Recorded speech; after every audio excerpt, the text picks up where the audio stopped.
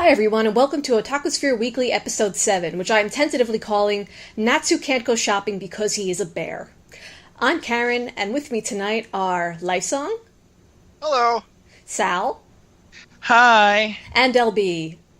Hello. Okay, so I guess we should jump right in here, because as usual, we got a lot of shows to get through, except it's going to be getting one show shorter. Anyway. Okay, so we're going to start with Big Order Episode 4, and what a place to start. Wow, yeah. Okay, first of all, Io didn't give birth, so I was disappointed by that. We're still waiting on that. But I was doing my typical thing when I was watching this episode, trying to think, like, oh, does this make sense? Is this consistent with what we've seen before? And at some point in this episode, I just stopped thinking at all, and I was much happier for it.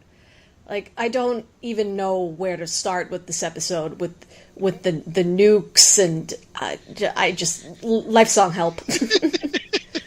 Yeah, I think with this kind of show, especially... I'm really big at looking for consistency. I have the same feeling. I'm gonna have to wait until it's over with, and then I'll go back and try to process. Because right now, no. It was amusing though. Like, it wasn't that the only pleasure of this episode was just being like, wow, this is dumb, because there was like legit funny stuff that was intentional. Like Rin's whole thing about how, this woman appears to be saying very complicated things. Anything so complicated I don't understand it makes her the enemy. I like that. Yeah, just the fact that she turns around and completely, like, there's the whole, well, is this going to be Code Geass aspect of the show? No, it's not, because the characters don't care enough to be predictable enough to actually behave as they should. Yeah, like, there's part of me that was thinking during this episode that it's kind of like a poor man's Code Geass, but no, it's actually more like a rich man's Code Geass, and the rich man is so rich he did a bunch of cocaine, like, or something like that. Yeah, something like that. So, the one thing I will call this episode out for, the part at the end where Eiji is using his powers to try to stop the nukes, multiple nukes, in concert with the other people, and then the rock woman, the rock order person, was like, even though I've hated him all this time, he's trying so hard to save everyone in town. Who's the real monster here? So it's like, no, he's not trying really hard to save everyone in town. He's trying not to die. He's trying not to be nuked to death. Saving everyone else is a bonus. He was trying to save them. I mean, he actually did save people when he didn't need to at one point. Yeah, it just kind of seemed like it was so... It just seemed funny that, like, that would be the thing that would make her question her actions, I don't know. Yeah. I guess she spends too much time in graveyards talking to gravestones. I don't know that her sanity is really established in this place. What the hell is up with her power? She was in gravestones, and she thought either the gravestones actually were talking to her, or she thought they were talking to her, so she wished that the gravestones could have the power to, I don't know, punch Eiji in the face or something? I don't... We don't know her exact wish, I think, but yeah, it was something along those lines. Okay, and what I'm fascinated by is the little girl whose power is apparently that nukes don't work on her. Now, why would a little girl wish for that? And how would they know that she wished for this? We've already... Keep in mind, the protagonist who caused all of this in the first place is the one who destroyed Japan. So, who knows what she wished for? I mean, he wished basically to be the big bad and create world peace. See, the world peace part of his wish doesn't seem to be... He should talk to that floating girl with pretty colored eyes and ask her what's up with that. Yeah. I want my money. I want my money back if I were Eiji.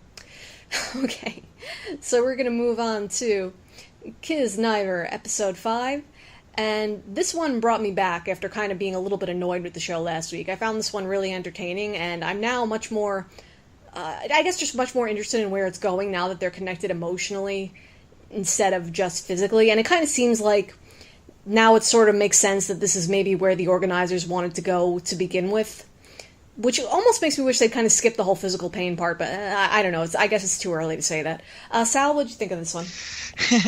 I just found it silly that, besides liking the episode, besides enjoying the episode, I found it kind of silly how it went to the emotional pain, the stuff that we were all speculating that Kiznaiver was going to be about when we first read the premise. Yeah. I don't even remember that anymore. Yeah. Did we say that? It was going to end up being about... I'm pretty sure I said that in episode 1. One of you two, your life were interpreting, maybe they're focusing on that angle of pain, the emotional side, and... I read the premise and assumed that was what they were going to do with the pain. I had no idea that it was going to be literal physical pain. I was actually surprised when it was physical pain. Okay, Life, go ahead. What do you think of this episode? I liked it. I really like how the characters are growing and developing, and I'm very much curious to see where it's going. Also, it was kind of interesting how they kind of expanded on that one bully's friend, how he was actually against his friend's actions, but didn't have the guts to actually call him out on it. I love that outburst at the end. Yeah. See, this is why you shouldn't be friends with bullies, because when they get recruited into the Kiznaiver project, you're going to be stuck with them over your protests. Yep. I enjoyed the character interactions in this episode too. I like the way Tengu is trying to talk up how cool Chidori is. She can cook and she's cute. Also, when he thinks he's doing her this big favor, and she's just looking at him I hope you die. And and what's his name? The white-haired kid. He's yeah, I know. I'm aware of all these things. And Maki and what's the used to be fat kid's name? Yuta? I think it's Yuta. Yeah.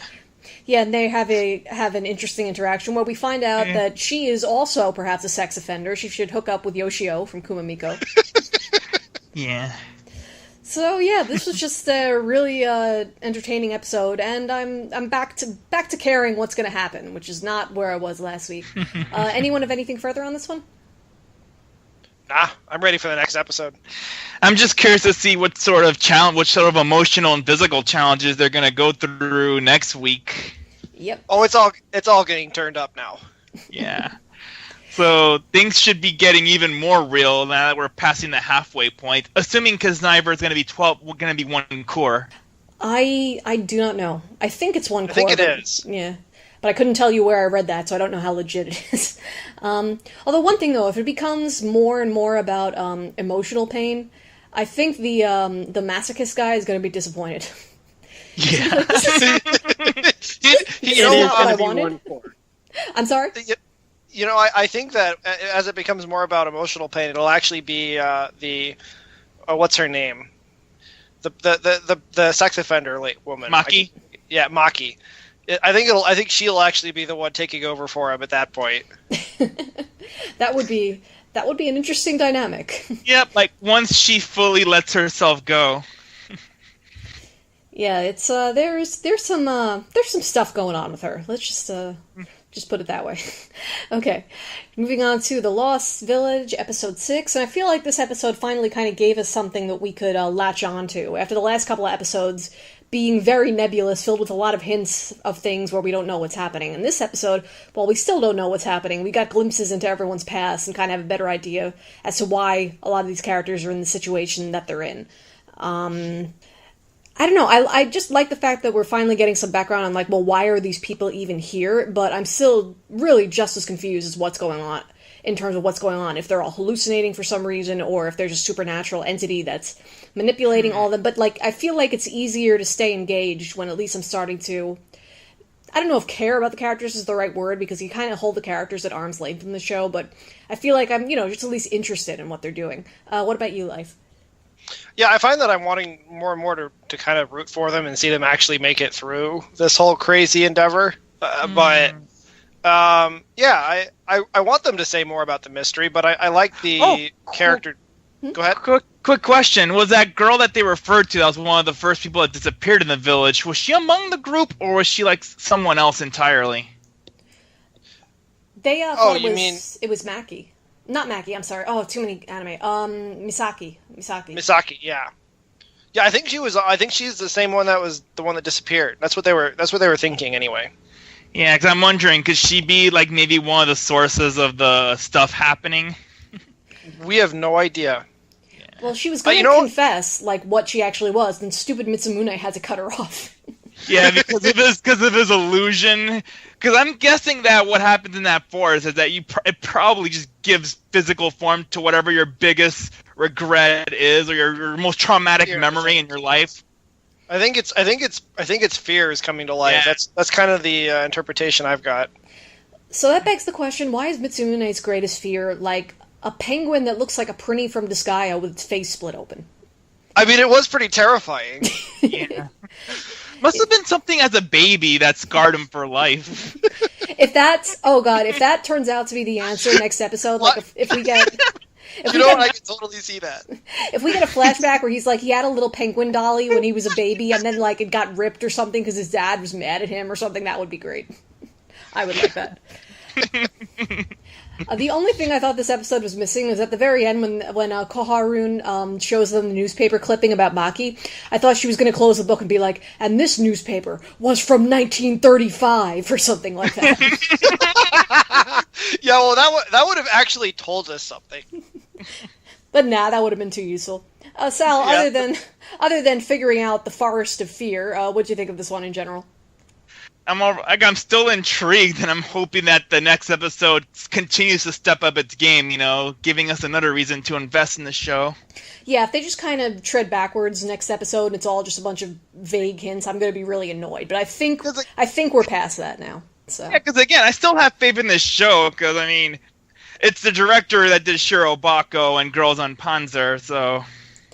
Yeah. And I haven't watched it, but I know he also directed the anime adaptation of Prison School.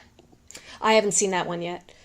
Actually, before we move on from Lost Village, maybe I should just ask you guys something that's been on my mind, because there was an editorial on Crunchyroll a week or two ago. I'm sorry, I can't remember the name of the author. I'll have to start putting this stuff on the notes. But he was basically saying, among other things, that the Lost Village has bad cinematography, but it's actually done intentionally to kind of undermine the show when it appears to be getting legitimately dramatic to kind of keep it in the realm of comedy.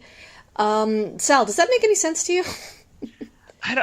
I never laughed at Lost Village ever, and I'm not really much of a film person. I'm not really much of an expert on film stuff, but I was never really bothered by any of the shots the show had, so... Well, I had noticed it does seem to be quite claustrophobic, that often instead of kind of doing, like, these epic shots, you're just often very up in people's faces a lot, which makes it just seem like people arguing back and forth. But yeah, I don't know. Life. Yeah, I think that I've read the same article, and I have my own thoughts. I think that it's actually like the cinematography in particular. It's weird. I don't think it's trying to be comedic. A lot of times, like, there'll be a close-up on someone's face, and that someone's not even talking, but their expression is actually is meaningful. Or there's one shot where there's the guy who's afraid of being laughed at. We learn for sure that he's afraid of being laughed at in this episode. In the episode before, there's like a scene where he's talking, and there's like a bar in front of his face, and he's in that scene he's just kind of being ignored. So I'm seeing these different scenes, and kind of thinking, it's intentional, but it's more meaningful than comedic. Or at least that's the intent. That's my guess. Oh, another answer, Karen. I think the person that wrote that post might be the person who runs the blog, I think, Mage in a Barrel. Yeah, it is that guy. Yeah, I knew it. Because he usually does the editorial features for Crunchyroll news. Yeah. Okay, so I think he's right up to a point. But I'm not sure... I guess I'm still processing it, because I do find The Lost Village funny in a theater of the absurd kind of way, but I guess I'm just Go ahead. It also depends on the scene. I mean, some of the scenes, they are, like love pawn. I find myself laughing at her quite a bit. And I do think that they are diffusing the absolute absurdity with the way that the show is directed. Yeah. It just depends on the scene, though. A lot of the times, there's actually something serious. Oh, yeah, because there are a couple characters that are very hammy. Oh, yeah. Okay, I guess it's complicated with The Lost Village. So I kind of feel like you can't just say The Lost Village is doing X, I think the show is doing several things at the same time, depending on what part of it you're watching, so... Yeah. But, well, that's part of the reason why we're talking about it. Oh, yeah. Right. Okay, so moving on to Re:Zero, episode 6. Now, we finally learn who keeps killing poor Subaru over and over again. And if we were supposed to be able to surmise anything greater from the fact that it was Rem, I'm not sure what that was, except for the fact that maybe she's some kind of spy or something. But I was just sort of, at the end when she came out, I wasn't even really surprised, but I was just kind of like, huh, I don't know what to make of that. What about you, LB? You're probably disappointed that Elsa didn't show up again, right? Well, I said that I was probably wrong about that when I predicted it last week. So, I wasn't overly disappointed. If I had my, heart set that, yes, Elsa was definitely the one doing it, then yeah, I would have been disappointed. But yeah, I figured I was wrong. I don't think that there was anything to surmise from that reveal. I think that they didn't really reveal enough leading up to it to have some kind of, big epiphany from that reveal. I'm really curious what they're going to do next week. My big thing with this series right now is that I recently looked it up and saw that it's going to be 25 episodes, and I'm really curious with all the kind of twists that they've thrown in so far. How far out is the story going to morph and change over the next, 20 episodes? So that's definitely where my mind is right now. Yeah, to me anyway, it seems pretty wide open. I could see them going into to a lot of different places with it. Life?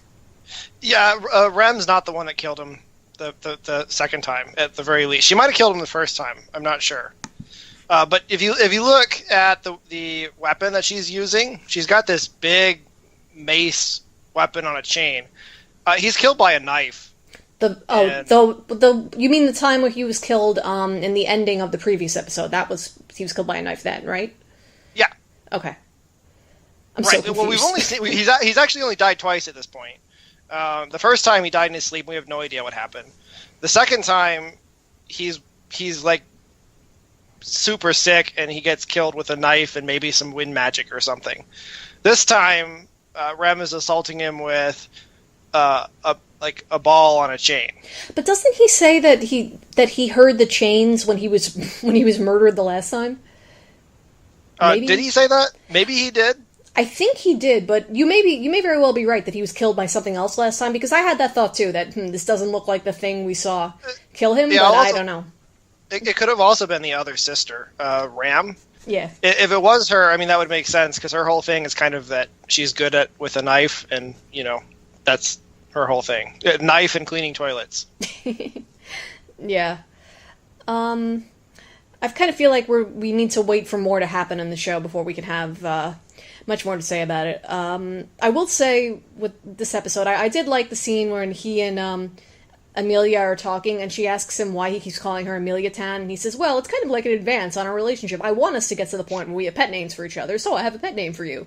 I know a lot of people find Subaru's kind of talking about everybody like they're game characters, including himself, find that kind of off-putting, but in that instance it worked because of his distance from everything that's going on. He was able to answer that question much more honestly than pretty much any other protagonist would have. So. Yeah, you know what? Since you mentioned that reminds me of a thought I had while I was watching it. He's been talking out loud this whole show, well, at least this whole arc, about the fact that he has these time resetting powers. He just sort of out in the open. It's kind of, you're disarmed by it because you're like, oh, he's doing his protagonist thing where he talks to the audience. But I'm starting to think that it's actually important and that someone's actually listening in on him. And I suspect that that's who's pulling the strings and killing him. Is it quick question. From the way it's depicted, is it an ability that activates at death, or he has to cast a spell before he dies? No, he's killed and he comes back to life. I'm thinking of that there's some kind of parallel between him and Rin from Big Order, but I'm not smart enough to make that connection. I will point. Okay, go ahead. It's like I'm not smart enough. I just want, I want there to be some sort of deep, pithy, or at least pithy connection. But I'm just like, well, they both die and then come back. Yay. I think you are, Karen, since you have won a couple awards in the past. Shh, we're not going to talk about that. We don't want people to get expectations in their heads. Life, did you have something further about this episode? Just that it hit me this episode that they're doing the whole. Well, I think they're doing the whole deadly sins thing in this story, and I suspect that they're going to tie that in. I mean, they were talking about the he's reading books at one point in this episode, and the story he reads in particular is about the jealous witch. And it just hit me. If there's a jealous witch, I bet you that there are 6 other emotional things. And my only reason for saying that is because every time I've seen it in any other light novel adaptation, that's exactly what happens. Okay, so you're saying that Kiznaiver brought up the 7 deadly sins, but is going to do nothing with them, but ReZero's like, wahaha, we have appropriated. It's a light novel fantasy setting, and they that's exactly what I'm saying. So there's going to be like a gluttonous witch and an angry witch, and maybe maybe we've already met some of them. Well, that would fill up 25 episodes. Okay, so LB, anything further on ReZero6? No, I'm just really curious about what's going to happen next and what the big epiphany that we were supposed to take away from this is going to be. Yeah, definitely curious for episode... Well, I guess it would be episode 7 at this point. See how Rem explains herself. Maybe she'll just be like, I have to go cook now, and she'll just run away and not tell us anything. That wouldn't be that surprising, actually.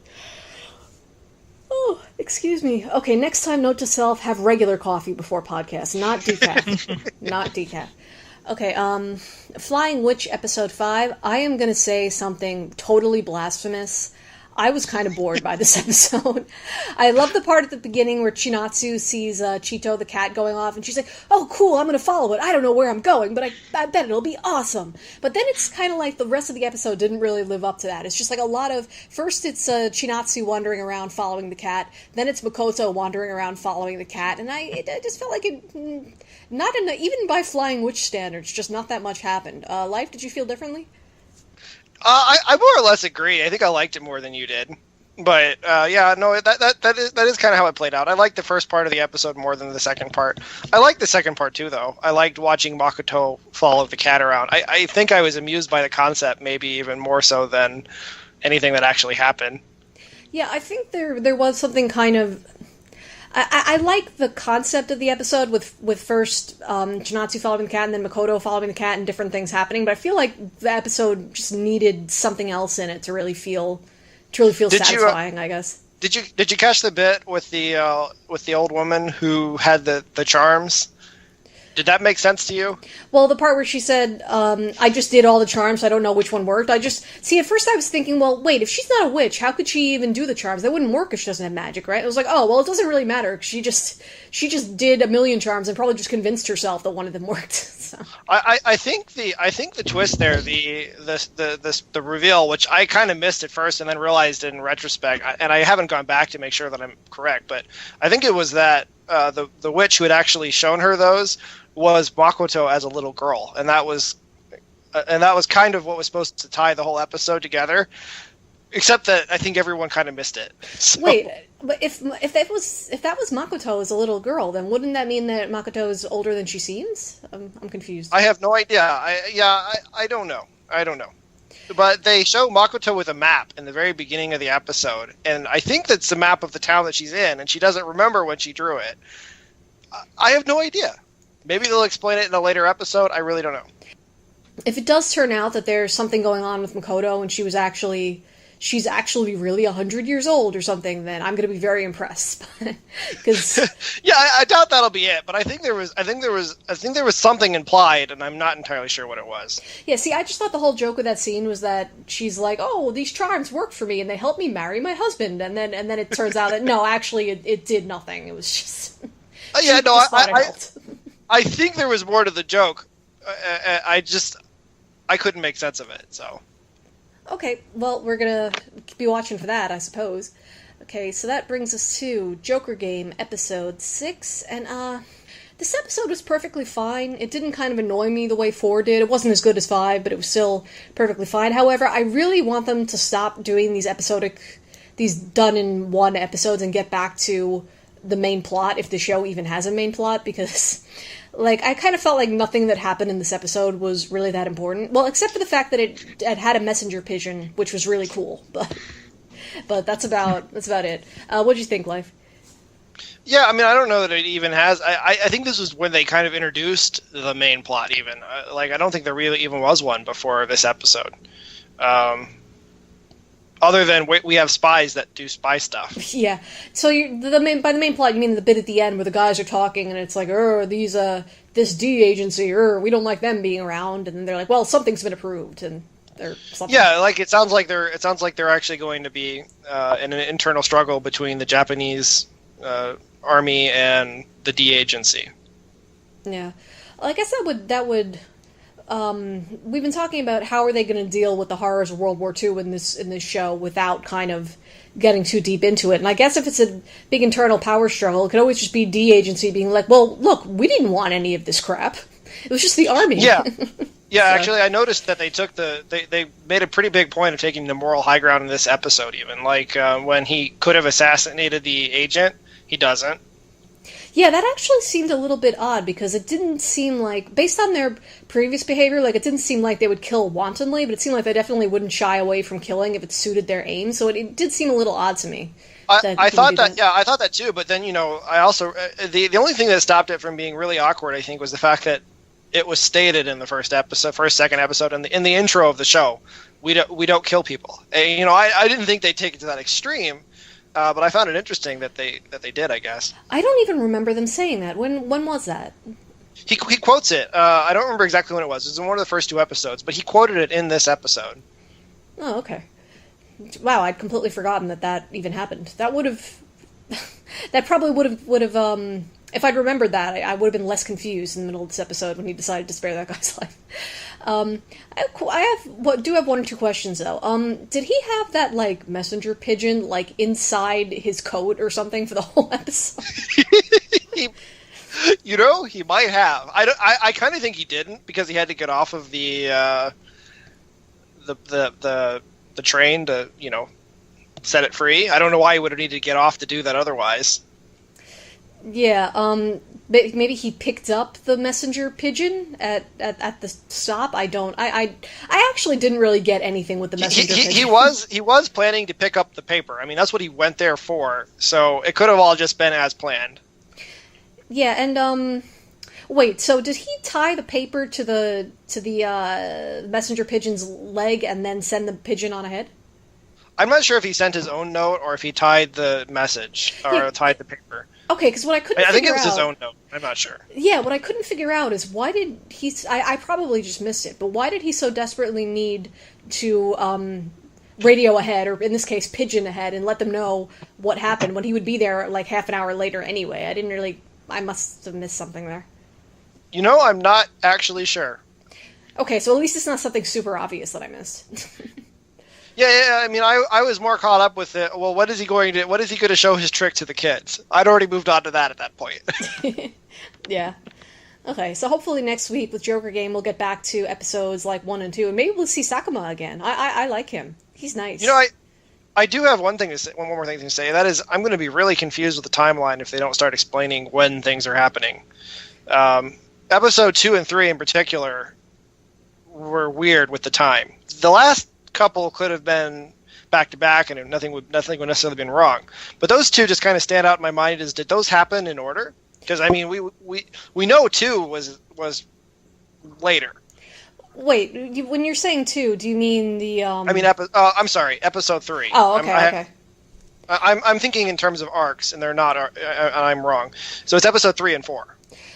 Well, I think all the events since the end of episode 2 have been around 1940-ish, right? Not exactly, but close. Maybe? Is that true? Because if the events, I mean, because the events of the next episode, the one immediately after that, there's a whole lot of Americans in what was it, Shanghai for that time period. Yeah, I don't think they specifically give the year in that episode, do they? They don't, which could just be that we're in the time period that it said in episode 3, and that episode 4 was just weird, but and a wrong representation of history. I don't know. Yeah, well, hopefully as we go on further in Joker Game, your question will be answered, because I've got nothing. Okay. I have a hard enough time trying to figure out what's going on in each individual episode of Joker Game. Trying to ask me to put together a continuity is just like, that's beyond, man.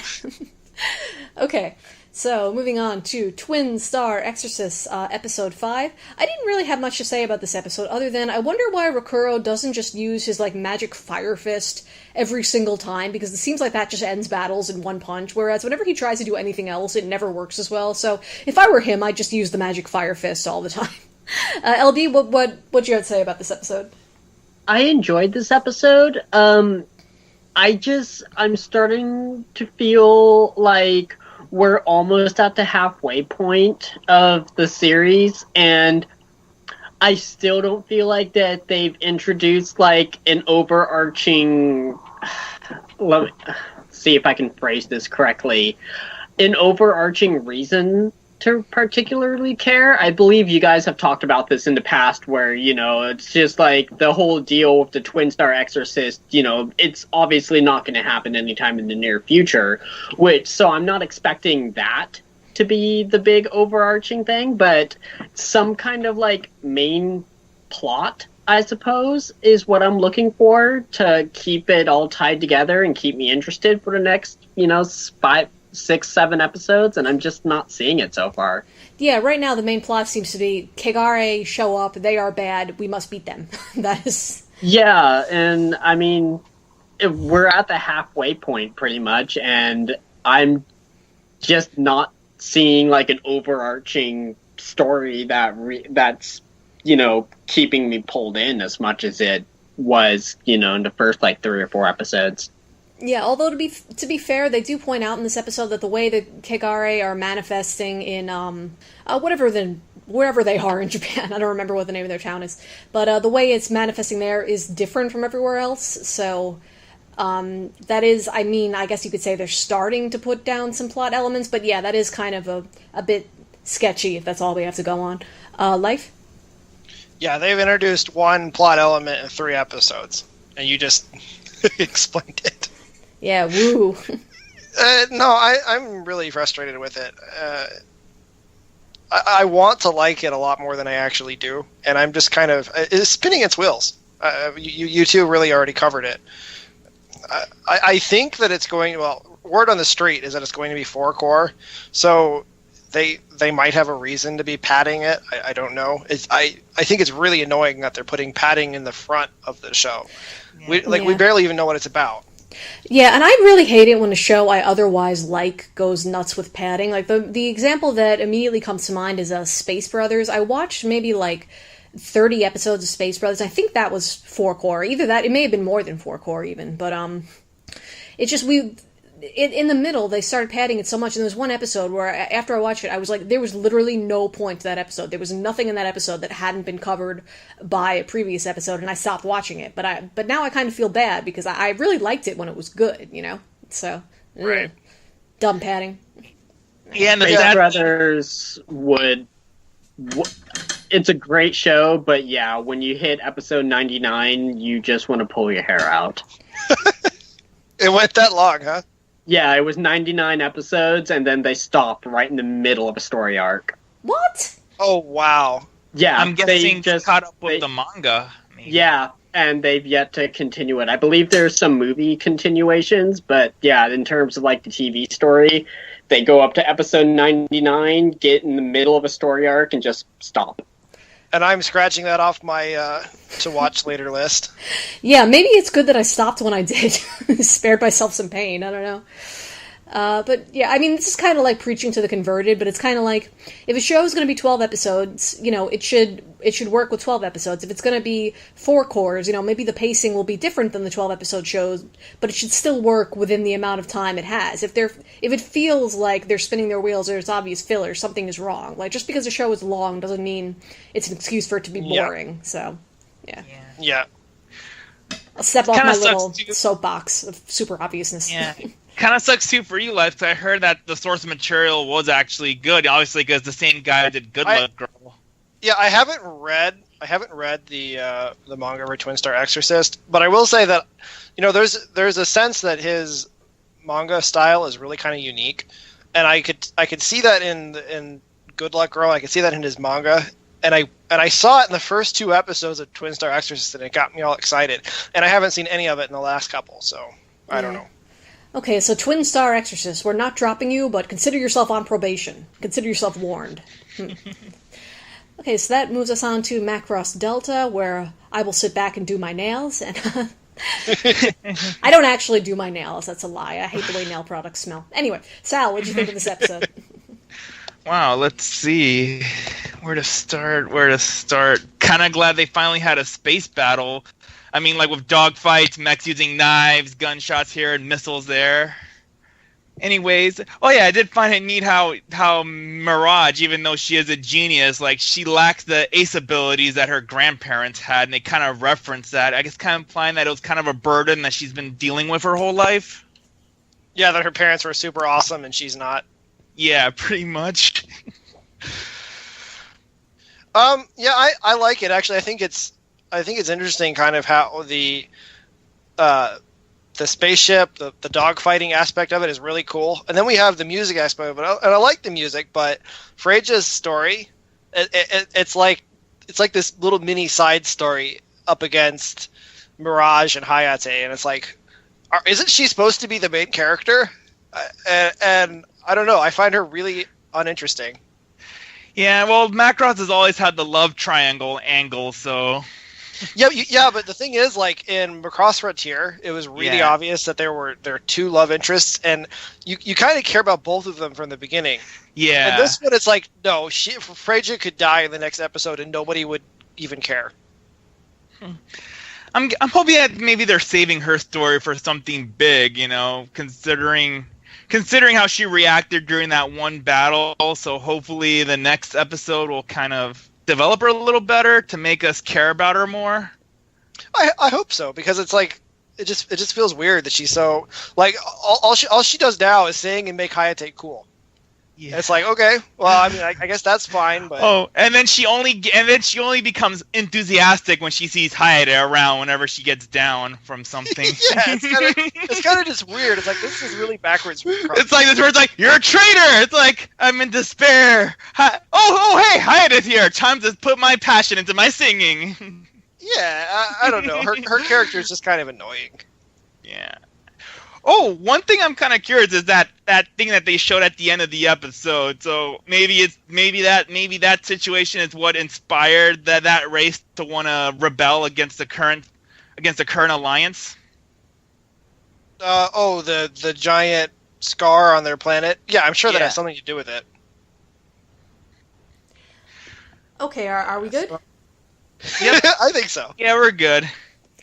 Okay, my nails are gorgeous, so ready to Are they shiny, Karen? Like, is the paint job like are they glossy? No, although now I want to do that. Now that you mention it, I should put up with my dislike of nail products enough to just have nice glossy nails.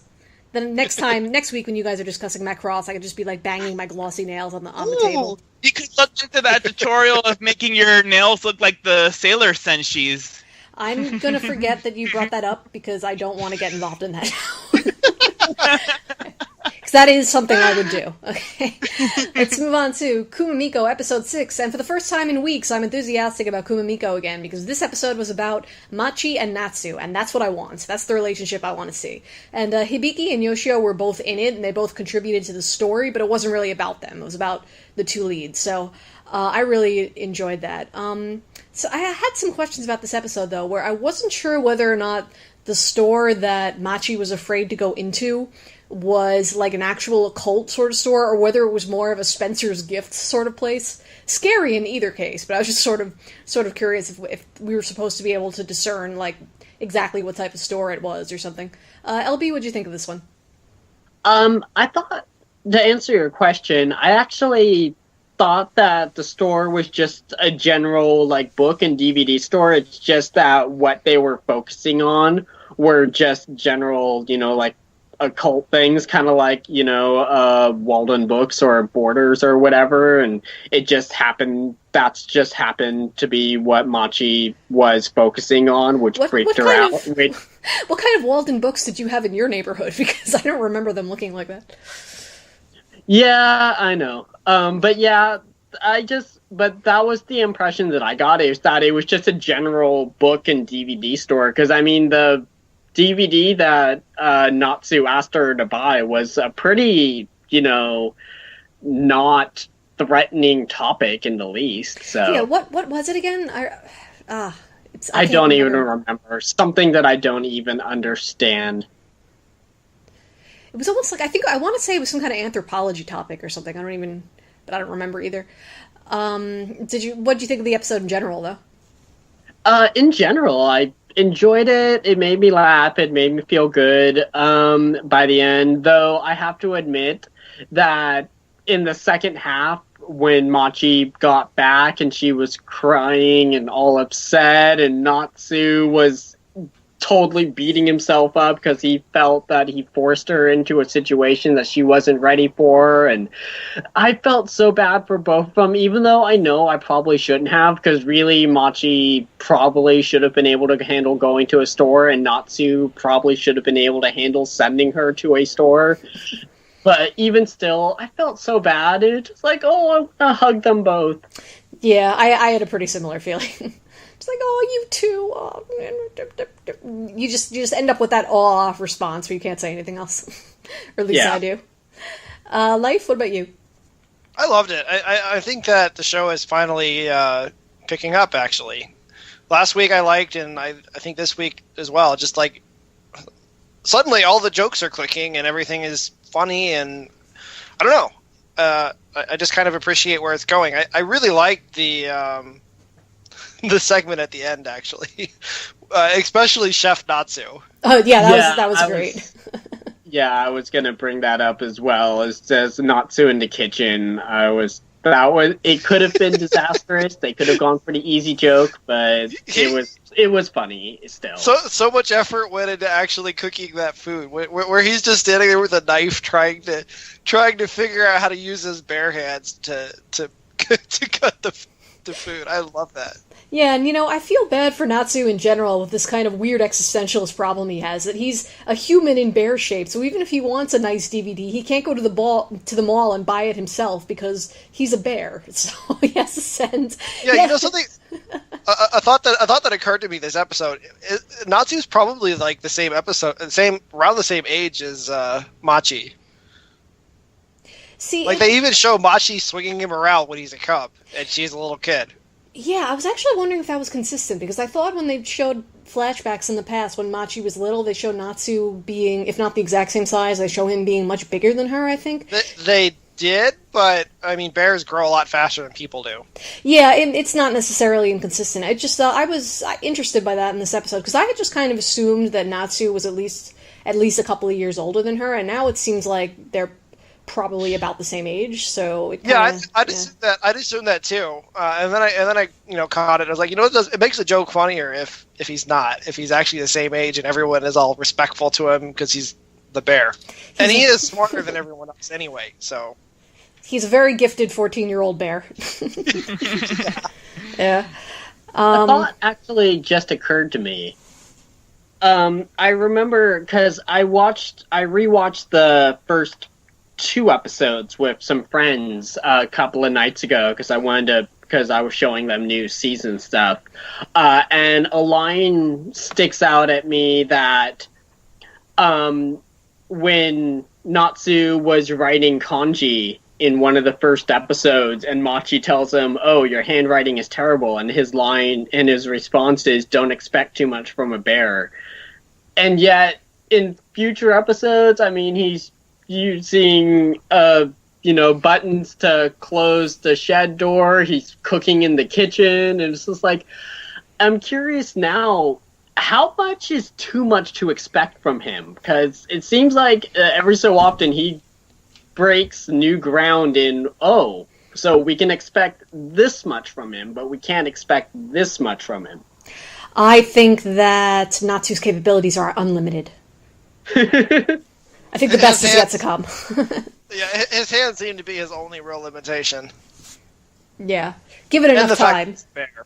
And given enough time, I think he can figure out a way to do pretty much anything he wants. Well, except go to the mall for aforementioned reasons, but Right. Okay, so and I liked that Yoshio's contribution to this episode as well. He sexually harassed someone else besides Machi, so I guess that's good. Oh God, that oh yes, I forgot about that. Oh man, that reaction. I was just like, I shouldn't be laughing at this, but I am. And then later in the same scene, it's like several minutes later, they've already moved on. That woman is still sitting across the room looking at him with the same. He's just terrified, like he's done something awful. Yeah. But then other than that, his other contribution was to get punched really hard in the solar plexus. So I approve of this. Oh, right, that happened too. Yeah, he can keep contributing in exactly that manner. Okay. Yes. And whenever the show wants to show little baby cub Natsu again, they can do a whole flashback episode. I would be fine with it. Totally fine. So, because I love me some baby Natsu. I love Natsu in all shapes and sizes, really. Okay, so we're going to move on to Bakuon episode 6, in which we learn that there was something weird about Reimu Senpai even before she was Ghost. Who knows what's going on with that, whatever she is, with Mini Celti, I don't know. I enjoyed this episode, but it did seem like it was mostly set up for the next episode where they're going to do the school festival. I have a feeling next episode is going to be pretty epic, so I didn't really mind. But it seemed like it was kind of a bit of a breather after the hilarity of the Hokkaido trip. LB? For me, the big thing that I took away and what I laughed at the most was the principal. Whenever she was on the screen, she was doing something that was making me laugh. I loved when it was showing younger her, and her and her friends were getting into fights after Reimu kind of accidentally got them addicted to gambling. I loved when she was like showing off her new motorcycle and literally just shaking Reimu with "Love my cycle," and then when she came up with the stipulation for the reason why gambling is being allowed on the culture festival race. So yeah, I mean, just this entire episode was all about the principal for me. Yeah, I enjoy her character too, although that does remind me that a lot of shows like this I've noticed where the main characters are like 14 or 15 or thereabouts, there will be an awesome adult character who's maybe like 30 or 35 in the background who comes along once every so often to be awesome, and then it just makes me wonder, like, if you love this character so much, why didn't you just make a show all about adults sometime? And then they're like, no, never gonna happen. It's always like, it's always the adult in their like early to mid 30s who is awesome in like 1 or 2 episodes per season, and that's all we get. Not that I'm projecting any of my issues onto this or anything. Life? I liked it. I kind of shared the same feeling that it's like, it felt like it was kind of rushing through some of its jokes, even setting up the next episode. I do think the next episode is going to be great, though, so I'm very excited to see what they do with the actual race. Yeah, don't disappoint us, Bakuon. There was something else in mind I wanted to say about this. Oh, yeah, and the whole bit about bike modification, like, even though I don't really understand anything about bike modification, I think that whole, like, kind of enthusiast, nitpicky arguing is kind of universal if you have any kind of hobby whatsoever. Yes. So I kind of felt like I related to it, even though I have no real interest in bikes. Oh, so basically from what you're all saying, like, Bakuon's back on track, despite the quote-unquote controversial episode last week. Oh, it was on track that episode, too. Yeah, I know. I was just being... That's why I said quote-unquote. Right. I think, well, unless the show really disappoints me, which I'm hoping it doesn't, but if it continues where I think it's going for the next episode, everybody who dropped it after episode 5 because of the fan service is going to feel stupid. And we will laugh at them. I on that same note with the customization, I did really like the joke with the Itachi with the anime customizations. That's definitely I just like how she's like, yeah, that's a customization. That's not tuning. Oh, do you mean Itasha? Because that's a card that gets the anime girls. Yeah. Yeah, where they paint. I'm sorry, I pronounced it wrong. Where they paint the anime girls all over a vehicle. Yeah, I don't think that actually. Yeah, that would not actually affect your specs. I don't think. So. It's a type of car. Yeah, I mean, basically the joke was, if it's tuning, that makes your vehicle perform better. If it's customization, it's like it makes it worse, is what they said. But it makes it more personal. So yeah, so that Hade, being the innocent character that she is, asks, well, what about when they do the anime character thing?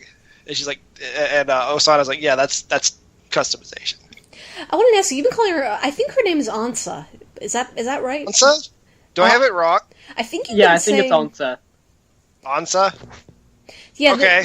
You've been calling her what? Like Ohana? Osana? I don't know what I've been calling her. Well, whatever you were calling her was actually a lot prettier than Ansa, but oh well. I guess I auto-corrected it. Yeah. Like, this name is lame. I will make it a better one. Okay. Alright, so we're going to move on to the last show of our Senpai League, and You Thought There Was Never a Girl Online, Episode 5. And I was pleasantly surprised by this episode because I said last week I was afraid they were going to go down the Akko is jealous road now that there's another newbie girl in the picture. But actually it didn't really... Like, it sort of went there, but that's not really what it was about. Like, that was a pretext for what it was really about, which is that Akko is really unhappy in school and is looking for a thin excuse to just drop out of school and play games all day. So the fact that that she really wasn't jealous and that wasn't what it was really about, I liked. I just wonder about these anime parents who are totally fine with their kids staying home from school whenever they feel like it. Like, if I tried to pull that when I was in high school, my parents would have kicked my ass out the door. Like, I couldn't just... I'm kind of jealous, actually. But anyway. But it seems to always happen. These anime parents are like, oh, you're not happy about going to school? Okay, you can stay home. Like, I just wonder whose parents actually are like that. Life? I mean, you've already said most of what I had to say about the episode. I like what they did. I'm glad that it didn't go the whole jealous route. I'm glad that it lived up to doing something better than that. And I really like the way the show kind of cues us in on when the characters have a little more intuition as to what's really going on. And, I didn't trust it at first because I don't know. I just kind of had the sense this show's going to jump the shark any moment, and now I'm kind of in this spot where, and maybe it'll prove me wrong next episode. Where okay, I need to trust this show because every time I doubted it winds up proving me wrong. Yeah, I think we all went into the show just extremely skeptical, and we keep asking it to prove itself over and over again. And the show's like, but I'm trying so hard. Yeah. Oh, yeah, I like the bit with Akko's mom too, where she's listening to the protagonist talk about his relationship with Akko, and she's just like, "Oh, if you're not running away yet, here's the keys. Do what you want. I'm out."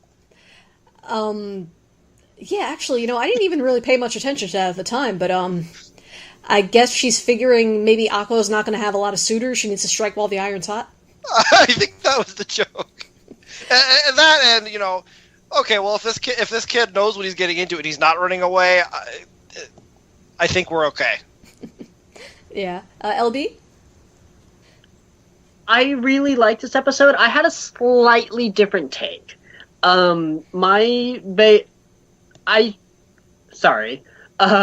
My take on this episode was that I really felt for Akko here. I really related to her. I don't think that she was unhappy in school and looking for a thin excuse to drop out. She was very jealous, and she was doing that thing, and I've done it before in the past as well, where she was trying to get her her boyfriend to prove that he really wanted her. She was pushing him away with the sincere hope that he was going to come after her and basically, show her, hey, you can push, but I still actually do genuinely want to be with you. And that's something that I've done in the past. It's not,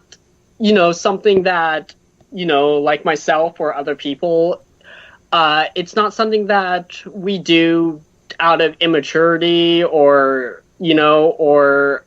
necessarily insecurity. It's just, one of those little things where we don't always feel worthy of the relationship that we're in, and we have to,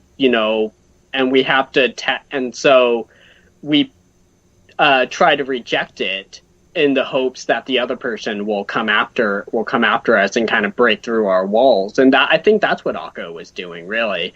And so I really felt for her in this episode, and it really made me connect with the series a little bit more. See, it's interesting that you took it that way, because I think for me, because I was so miserable in high school, that when I was watching this episode and they mentioned Akko having any sort of problem in school, like, I think I just immediately honed in on that, and whatever relationship stuff was going on with her and Rushin was, like, totally secondary to me. But yeah, I can see where I think her underlying issues with school were very important, but, it also obviously has to do with her relationship with Rushin and wanting to kind of have it prove to her that, he's not just happy to take around any newbie, that he actually, like, cares about her specifically, so. Yeah. I see where you're going with that, but I think that had more to do with Rushin than it did with Akko. Like, he wanted to prove himself, and he wanted to pull her back into the fold, but I don't know. I could kind of see that, but at the same time, it I don't know. I don't want to say it ruins it would ruin the show for me, but that's definitely not the that's definitely not, that doesn't work in my head with Akko. I don't know. Yeah, well, it did seem like... Go ahead, LB.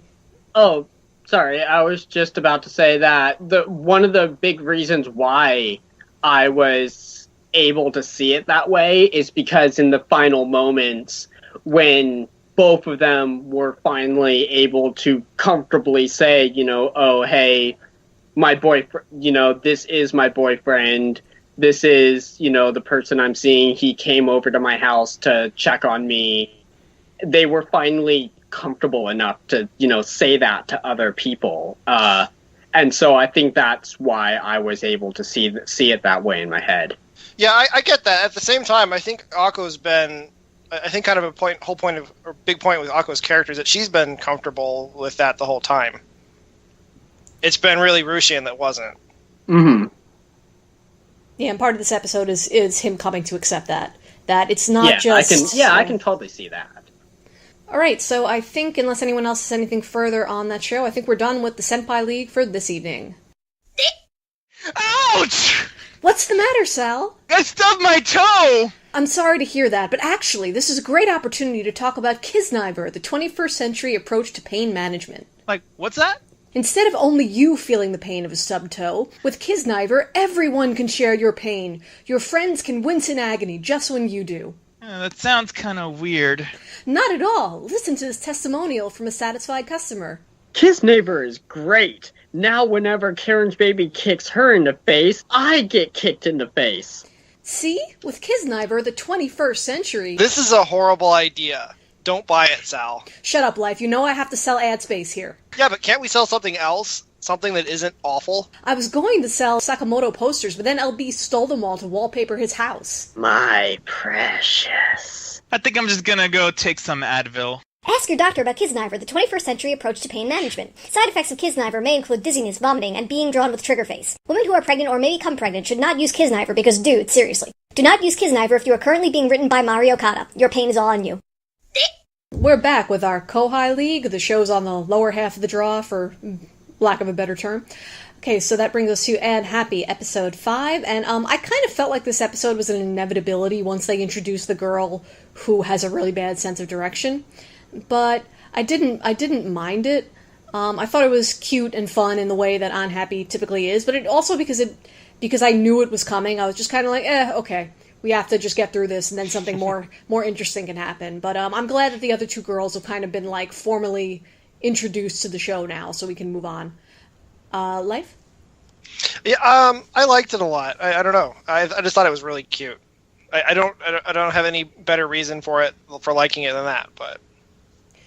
Yeah, I mean, I can kind of relate to it because I have a really bad sense of direction. I mean, not I have to leave 3 hours before school, and but I have actually like left. Is anyone really that bad? Yeah, I have actually left for places really early, like planning on getting lost first, so I can kind of relate to that.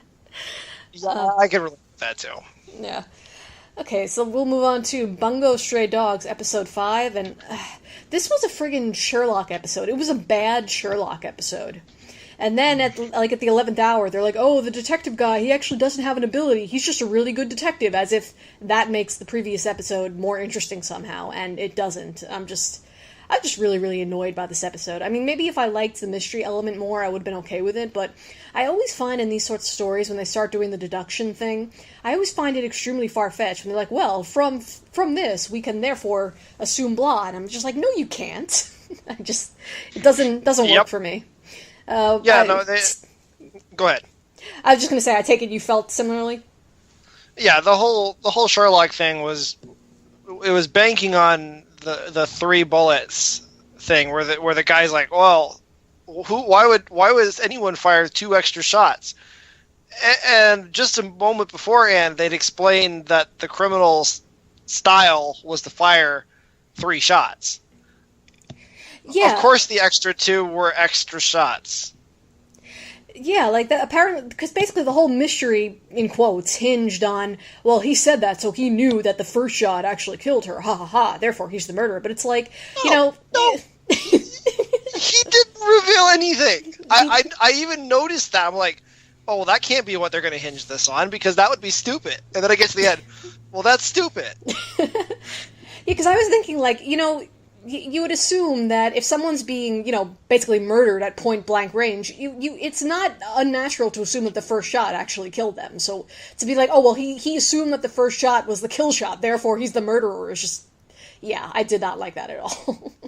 No, it was just dumb. There were other things that actually did connect them, but that isn't what they focused on. Yeah, and, like, the stuff they came up with at the end, like, oh, did you notice they both had the same watches or something, like... They didn't even... I don't think they even focused on that at all. So. I actually did go back earlier in the episode to see, did they actually show that they're both wearing the same watch?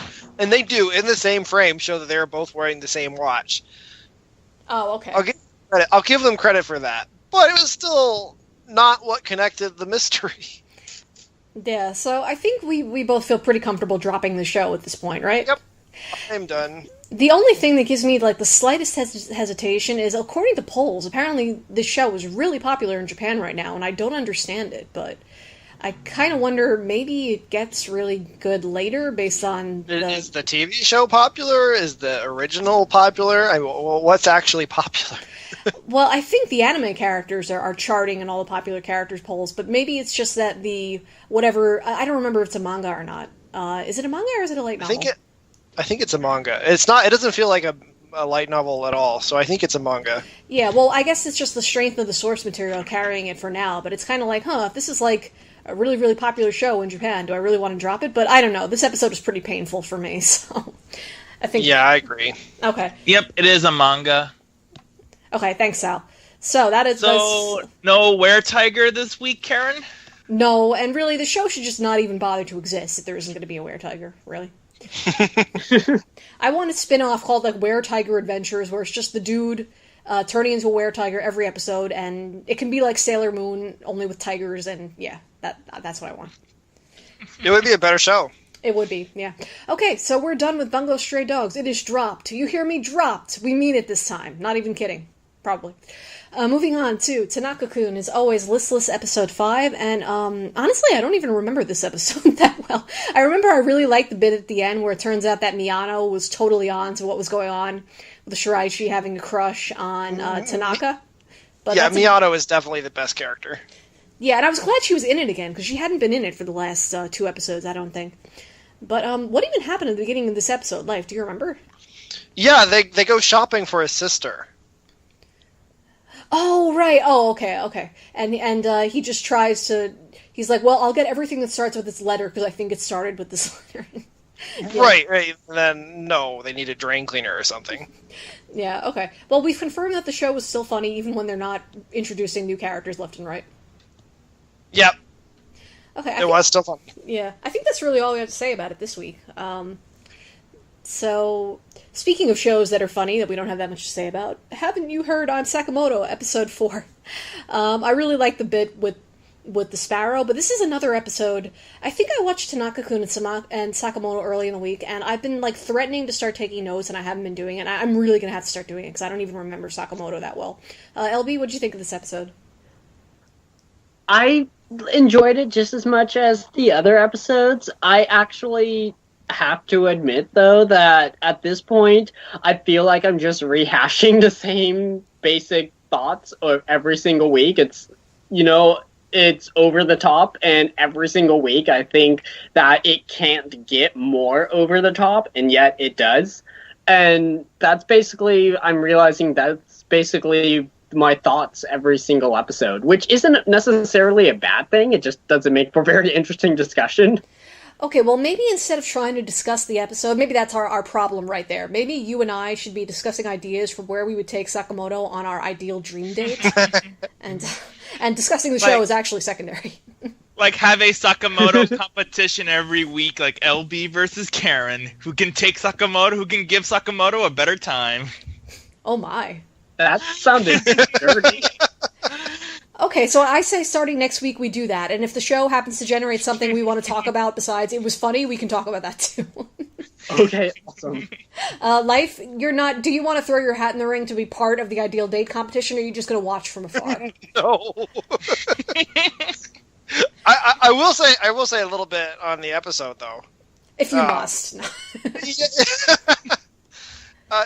I find that when it focuses on the delinquents, I like it a lot more than like what it did in episode 2 and even some of the stuff in 3. Especially the 3 delinquents who are always like obsessed with Sakamoto now. I don't know. Those jokes wind up being really funny to me, and I find a lot of the rest of the show I can kind of take it or leave it. Whenever those guys show up, it's like Achan, I think was what they call him. He shows up at Sakamoto in the drawing room with Sakamoto where all the girls are drawing him, and he's in there too, just drawing his picture of Sakamoto. And it's like, I don't know. Yeah, you know what it is? You're so used to those delinquent characters being in the background and basically being there to get punched in the face, because they're always threatening people for their lunch money in every anime, and they always get their asses handed to them eventually, and now it's their turn to have a story. Yeah, they're all, and the way they get inspired by Sakamoto, Achan thinks that he's gone to Brazil in this hole, and I'm just like, this is the dumbest thing I've watched all week, but it was hilarious. Yeah, that was okay. You were just reminding me that happened, and that was hilarious. It's funny that the way Sakamoto is funny is so difficult to talk about, because it's like once you've established what the humor is, like everybody knows what it is, and you don't want to just explain it over and over again. But okay. Well, we've dealt with this problem. We'll move on next week. So. Okay, moving on to Super Lovers, episode 6, and we're getting to the stuff that people were kind of afraid of before this season started.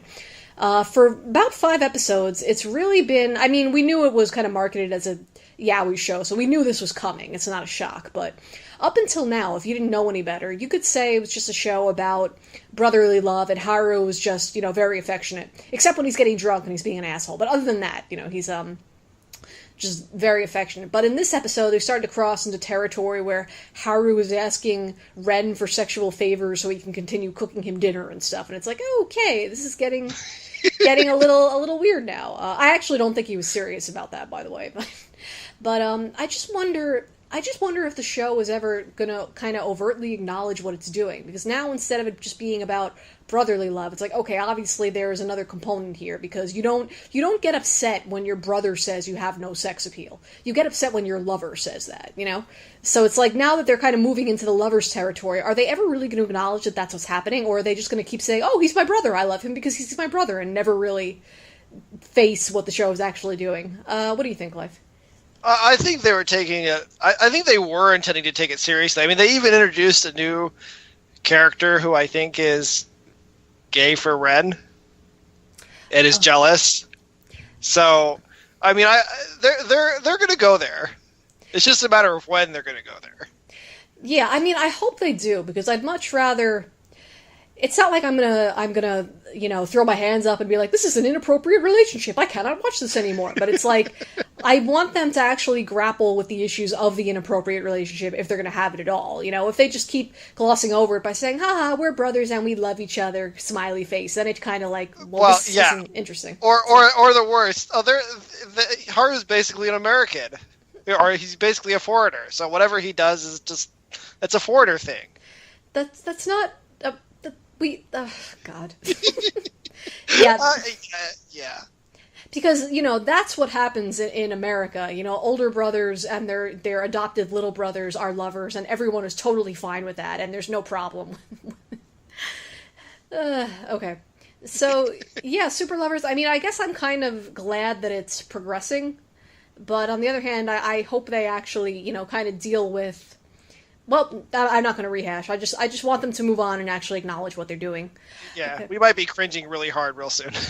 We might be, but, well, that's the risk we took on when we began watching Super Lovers. So, oh well. Okay, now on to Shonen Maid, which it was totally my fault, but we completely forgot Shonen Maid last week, so we're actually discussing episodes 3 and 4. Although, even though we're discussing 2 episodes, I don't really have a whole lot to say about it, other than I like the way they're developing the relationship between Chihiro and Madoka, and I want to ask a question that I've been meaning to ask for weeks, and I keep forgetting. What is the deal with the Shonen Maid ending? Because the Shonen Maid isn't even in the ending. I don't know who those people are. So, LB, do you know who the people are in the ending? Can you help me? I might be mistaken. I thought that those were Chihiro's friends. Yeah, I think that's who it is. It is? That's what I thought. Am I wrong? Okay, if you guys both think so, you're probably right, but, at first I thought maybe it was a flashback, and maybe it's Madoka and his, friends in, theater school or something. I was like, wait, no, that's not Madoka. The eye color's wrong. And, okay. I'm pretty sure at the very least, one of his friends is in there, the one who's always following him around. Yeah. Okay, so that answers that mystery. That's been just haunting me for weeks now. I don't know why they're being a boy band or anything, but yeah, that's pretty much... The ending doesn't make any sense, and it doesn't fit the show. So what are you going to say?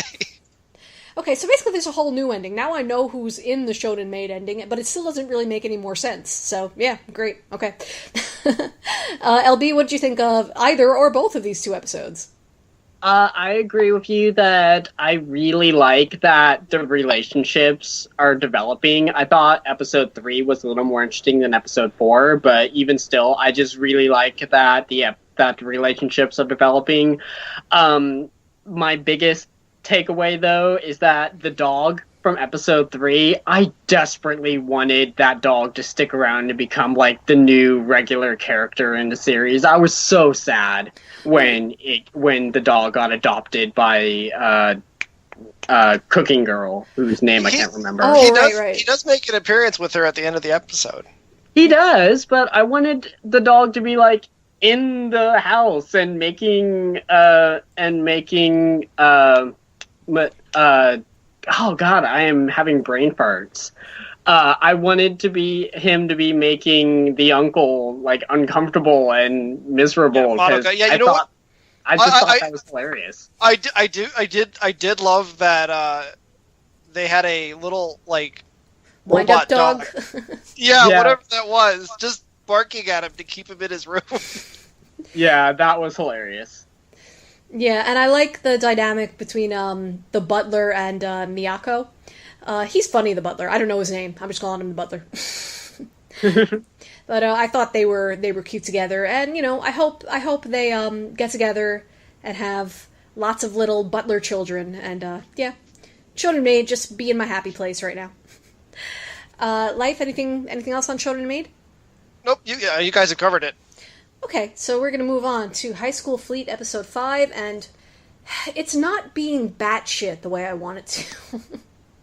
I just, after 4 was so over-the-top insane, I wanted it to keep going like that, and, it still got some insane elements to it, but this episode, they seem to be kind of sitting back and taking stock of what had happened for the last few episodes, and I was like, oh, I just wanted it to continue to be ridiculously hilarious, and that's not what we got with this episode, but I I don't know, I guess I'm still on board. Although I did think it was interesting how Mike just totally abandoned the ship once Mocha was in danger, when they seem to be, her whole character arc seems to be like, it's kind of an accident that she got to be a captain, but she is a good captain because she's always putting her shipmates first. But then when her best friend is in trouble, she's like, see you people. Blowing this popsicle stand, just takes off. So that was interesting. Life? Yeah, she kind of lost all of the goodwill I'd built up for her in that scene, and then she's not even useful. She gets shot at or blown up or something. I don't know. She hit a rock. I don't remember what it was. Yeah, what even happens to her? I remember her getting like blown off the. I think she hit a rock. Yeah, okay. She hit a rock.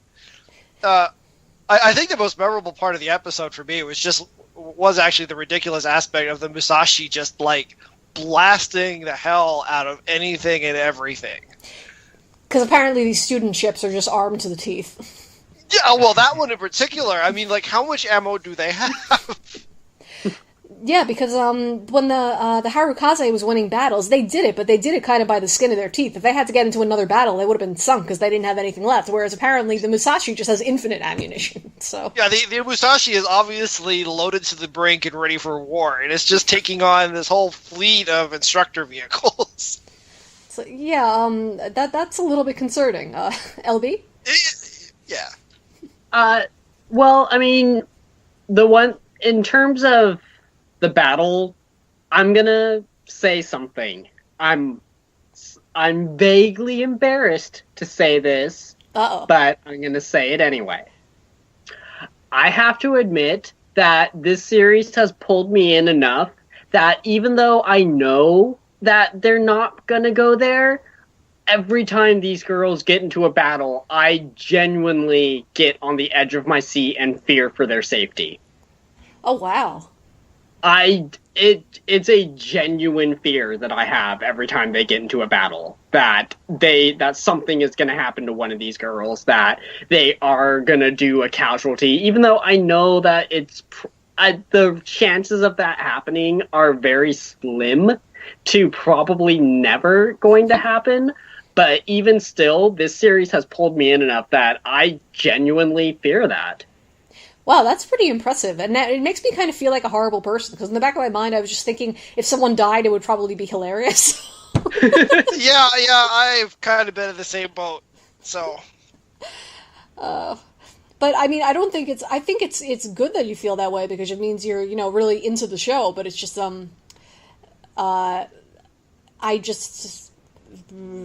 I wish I could feel that way, actually. I know, like I said, I'm vaguely embarrassed to even say it, but, that's just, at this point, I really feel like I've connected with this story, and it's really pulled me in.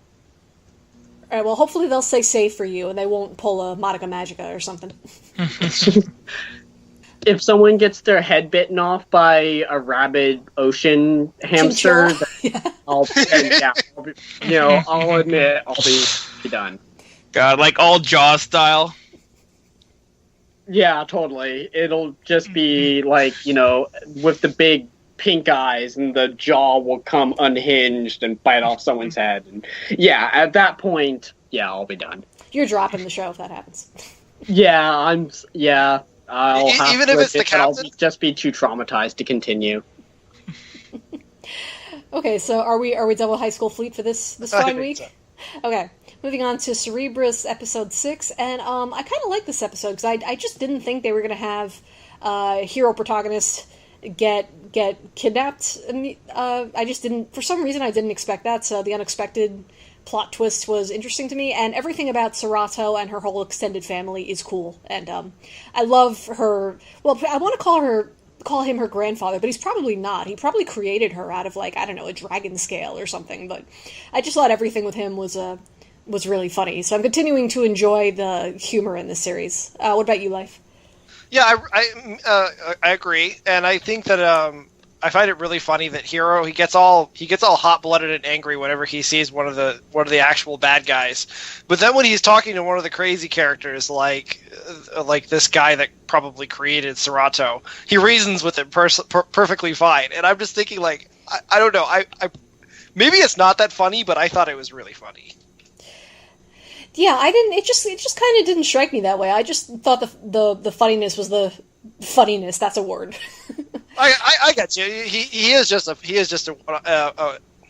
bizarre character. Yeah. Do you have any thoughts about what Serato is? Because they're definitely starting to drop some hints. I don't know. My first guess would be that she's created by the crazy guy and probably made out of dragons and humans or something like that. Same idea as what they did with the orc. Right. Okay, I'm just wondering because I'm beginning to. I was saying maybe last time that I thought she might actually be Dagonzot. Now I'm beginning to think. Well, maybe she's a scale from Dagonzot's tail. She might be related to Dagonzot in some way. He was talking about different body parts and stuff, but I think he was referring to Hiro when he was saying all of what he said. But he's kind of crazy, so all of what he was saying could have been related to Hiro or Serato, and I have no idea.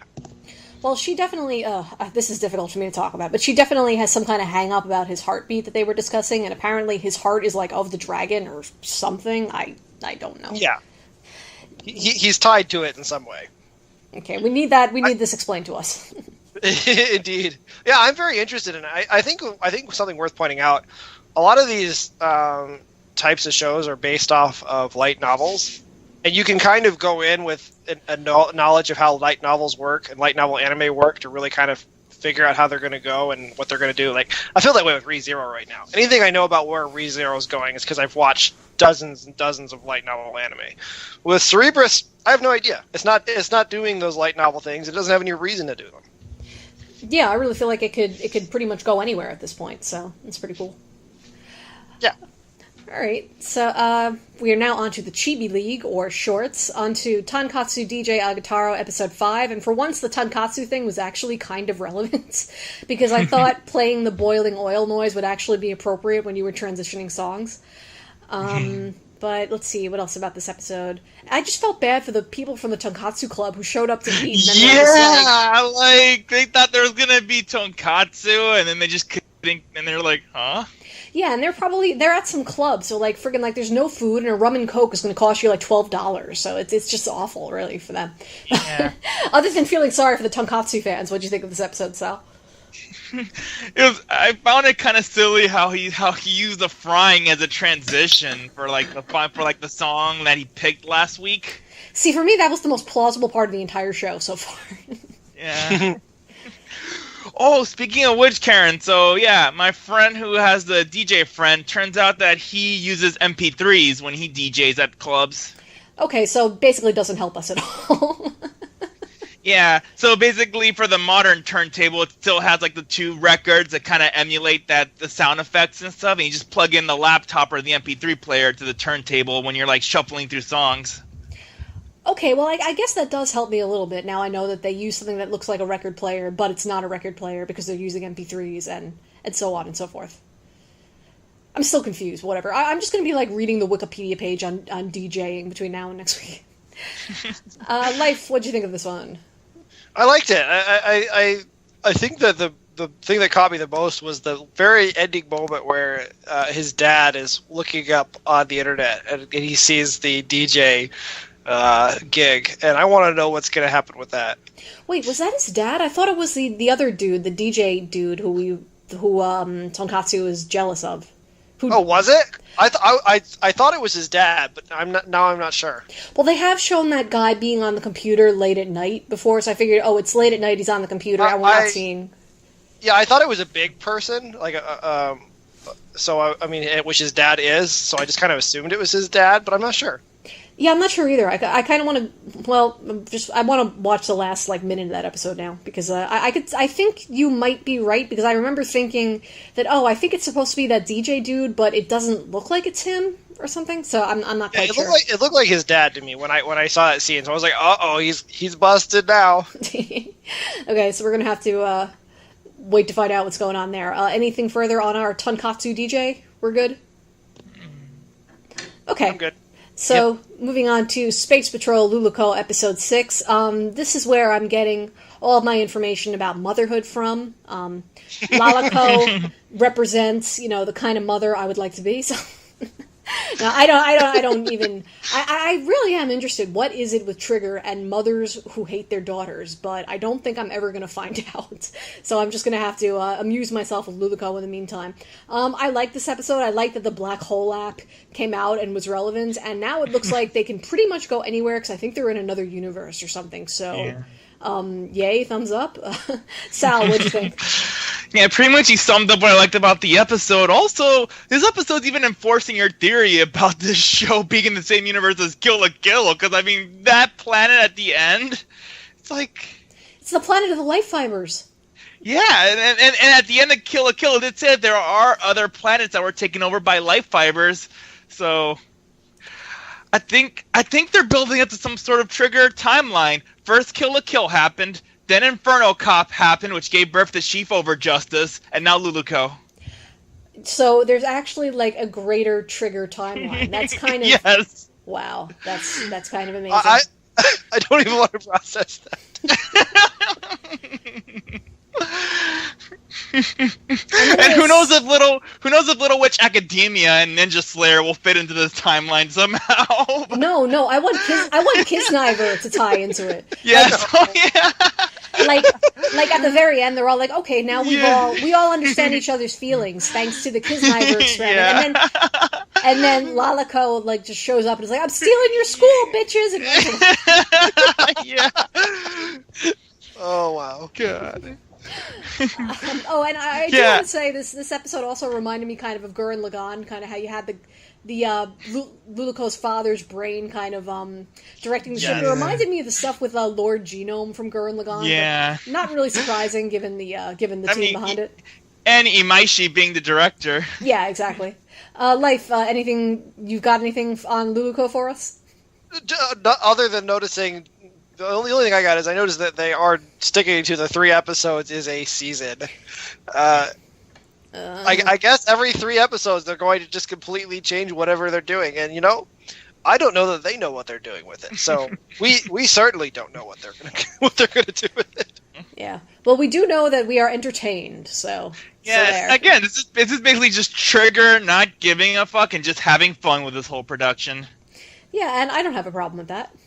Okay, so we're going to finish off this evening with Pan de Peace episode 6, which this episode was not laugh out loud funny, but I thought it was better than the last few, and at least it seemed to have a point to it, where it was about the difficulty of dieting, which I can kind of relate to right now, just because I've been trying for like the last several months to lose like the last couple of pounds of my pregnancy weight, and it's just kind of not happening. So yeah, I sort of related to this episode.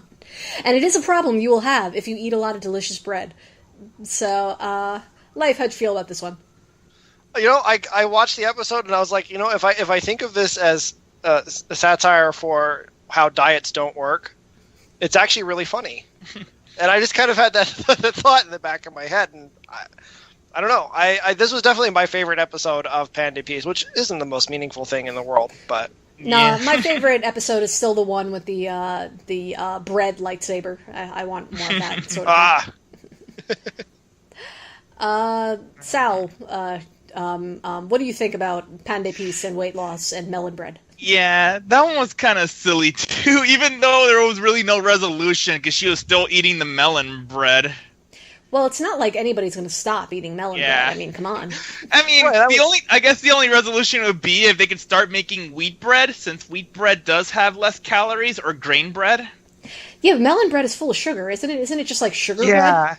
And to this day, I'm still baffled by the fact that melon bread is not an actual bread that tastes like melon. Because you know how amazing that would be? Like, dicing actual melons, mixing it into the dough, and then baking it? Like, that should be delicious. That should be what melon bread should be, but it's not. So, if they do make bread that's actually made from, like, ground-up honeydew in the dough or something, what are they going to call it then? Because the term melon bread is already taken.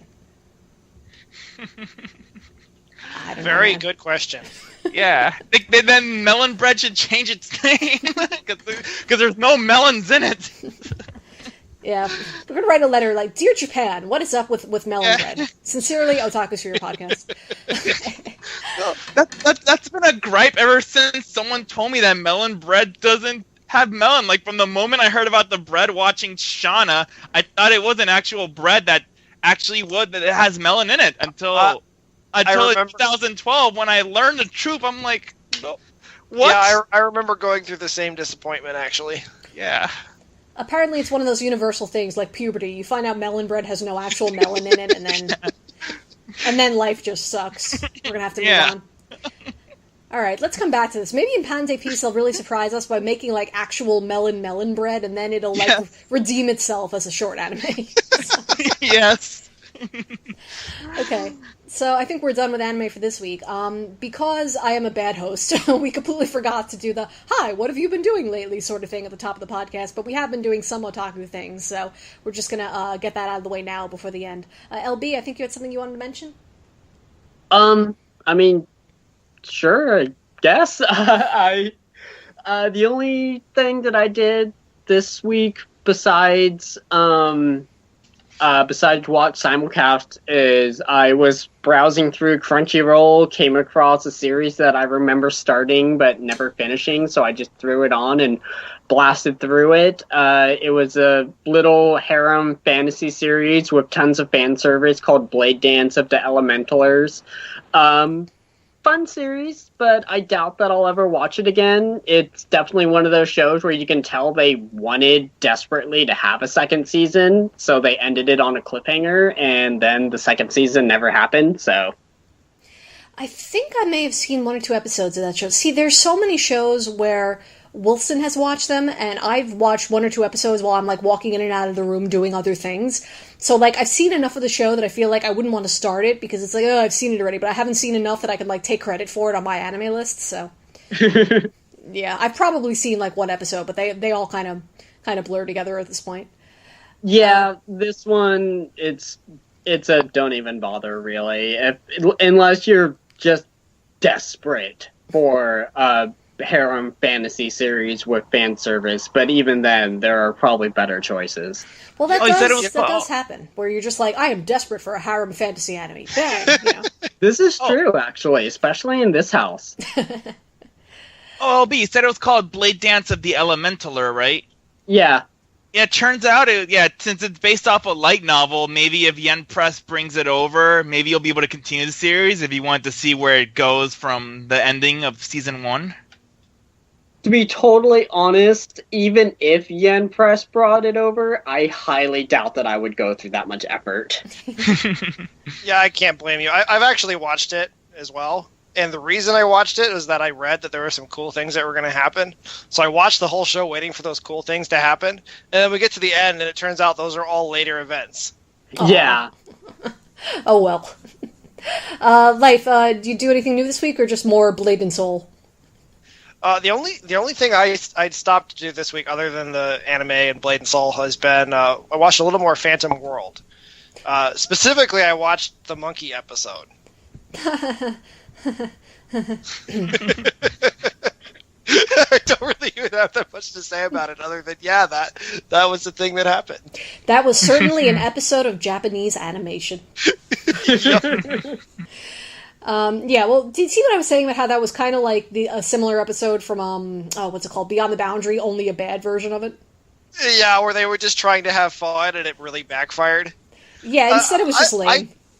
I was laughing, but I think I was more laughing at it than with it, if that makes sense. It was like, oh wow, this is awful. I can't believe they're going there. Yeah. And like the whole thing with him painting on her butt. On her butt. I was like, no, why? To be fair, I think after that point, the rest of the show was pretty decent, and I liked the last 2 episodes or so. So yeah, all right, awesome. I loved everything up to that. I didn't really even hate the episode. I just thought it was bad. I don't know. I'm definitely going to finish the show. Okay. And Sal, you actually did finish Phantom World, but we probably should wait to discuss it any further because Life is having an episode. Because Life needs to finish it. And anything else of note you want to mention besides Phantom World? No, that was it. That was my week. Okay, Sal? So since recently they announced that Tenchi Muyo is getting a 4th OVA for the original series, I decided to finally marathon the 3rd season of the original OVA. Which, even though a lot of people said that it was towards the end it got disappointing, I actually enjoyed it. I kind of missed the boat on Tenchi. I've seen like the first movie and maybe one or two random episodes, and that's it. So I really know nothing about Tenchi. My wife makes fun of me for not having watched more of it. It's kind of one of those shows like Ranma 1/2 that were out when like nothing else was out. So like virtually everyone has seen it except me apparently and LB. So which is the season you're watching now, Sal? Oh, for Tenchi? Oh, it was for the original OVA, because, like, when it came over here, we got the first 2 seasons, which was, like, episodes 1 through 12. Mm-hmm. Yeah, but we never got the final season until, like, Funimation brought over way later on. So that was the one I watched. So what is, like, the vintage of this anime you're watching? Is it, like, 1994 or something? I'm just curious. Mm-hmm. Well, for Tenchi Muyo's 3rd season, Tenchi Muyo Ryo-Oki, that one came out in 2003, but, like, the original one was, like, I think, I'd say maybe 96, 98, somewhere around there. Tenchi, I know it historically as the original, the first harem anime. Wasn't Ranma harem, and that was, like, in the 80s? Ranma, I don't think Ranma's really considered a harem. I mean, it definitely has that element to it, but it's not considered a harem in the same way Tenchi is. Yeah. With the caveat that I haven't even seen. I guess I could say, it's mostly, maybe not, I don't know if it's the first, but I know for a lot of people it's like their gateway harem series. Yeah. Yeah, maybe. I would say, Karen, like, if you do get to watch it, like, one thing that is good about the Tenchi series is that all the female characters in the show don't always think about Tenchi 24/7. Like, they actually have their own other motives and stuff throughout the show, and they all stand out in their own way. Yeah, I was never particularly interested in it. I mean, obviously, because I've seen so little of it, but I think now it actually might be interesting at some point to go back and watch that, just because it's almost like anime history at this point. So, right.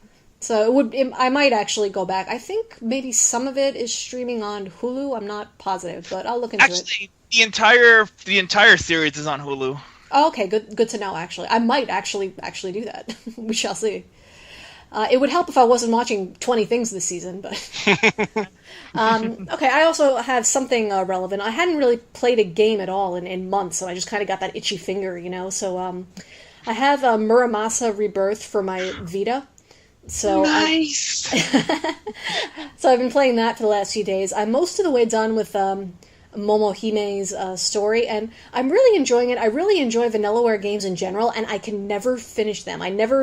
Even though it's like practically my favorite game of all time, I still technically haven't finished Odin Sphere.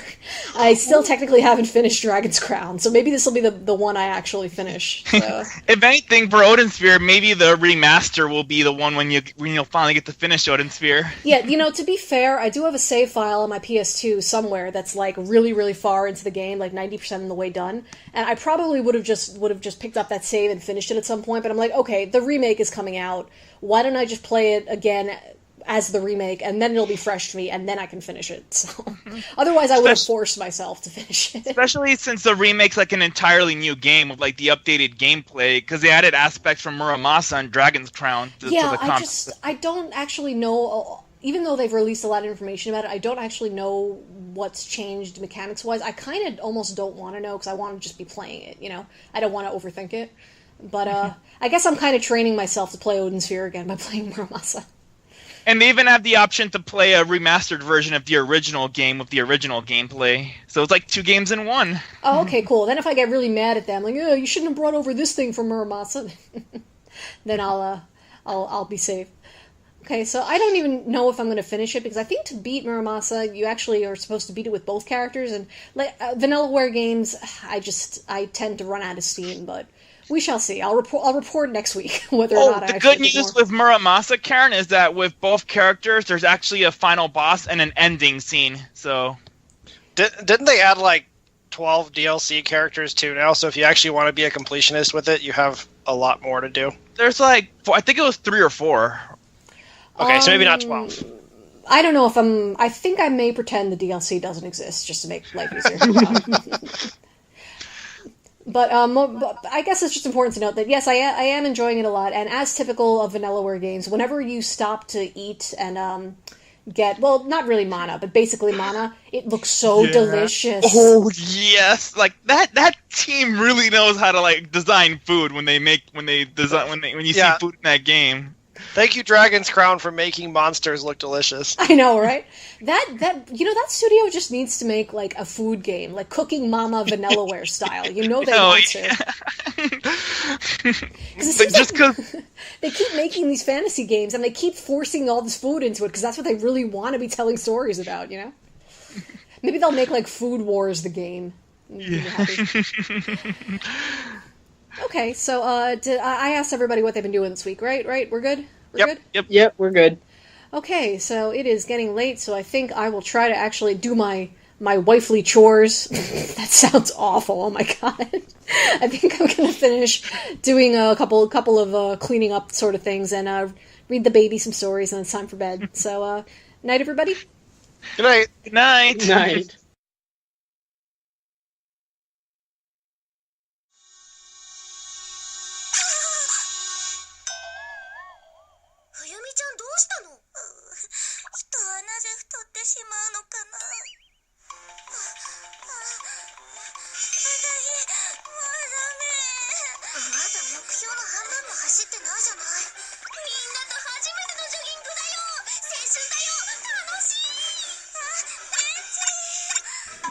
Cool. Okay, thanks guys. Had fun. Talk to you later. Have a good night, y'all. Best of luck with your duties, Karen. My duties, oh god. I'm never saying that again. Like, I should have said motherly duties. Motherly duties, yeah, that does sound a little bit less, I don't know. Yeah, wifely duties makes it sound like you're about to do something that you don't want to Wilson. Yeah, okay, that's definitely not what it is.